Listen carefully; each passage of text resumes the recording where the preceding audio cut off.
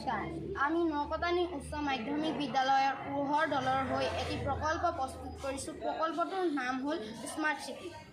প্ৰকল্পত ব্যৱহাৰ হ'বলগীয়া সামগ্ৰীসমূহ হ'ল থাৰ্মোকল, সোলাৰ পেনেল, মটৰ, 3.7 ভল্টৰ lithium battery, Arduino motor, driver shield, টায়াৰ sensor, jumper wires, lights, solar tracker, LDR module, 3.5 RPM motor, AIR sensor, buzzer, battery connector, PVC pipe.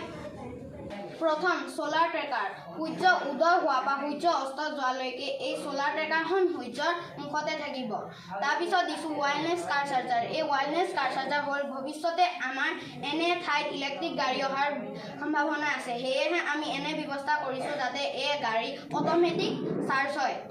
তাৰপিছত দিছোঁ আমি স্মাৰ্ট ডাষ্টবিন। স্মাৰ্ট ডাষ্টবিন হৈছে যেতিয়া ইয়াত জাবৰ জোঁথৰ ভৰ্তি হ'ব তেতিয়া ইয়াত থকা বাজাৰটো বাজি যাব আৰু আমি গম পাম যে ইয়াত জাবৰ জোঁথৰ ভৰ্তি হ'ল।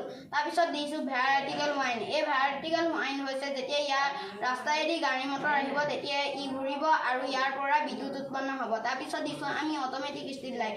যেতিয়া ৰাতি হ'ব এই ষ্ট্ৰীট লাইটটো অট'মেটিক অন হৈ যাব আৰু যেতিয়া দিন হ'ব এই ষ্ট্ৰীট লাইটটো অট'মেটিক অফ হৈ যাব। ধন্যবাদ। মই পোহৰ দলৰ সদস্যসকলক চিনাকি কৰি দিব বিচাৰিছোঁ। মই গৌৰাংগ গগৈ। মই শ্ৰী জ্ঞানম বৰা। মই শ্ৰী ভাৰ্গৱ জ্যোতি লাহন। মই শ্ৰী বিদ্যুৎ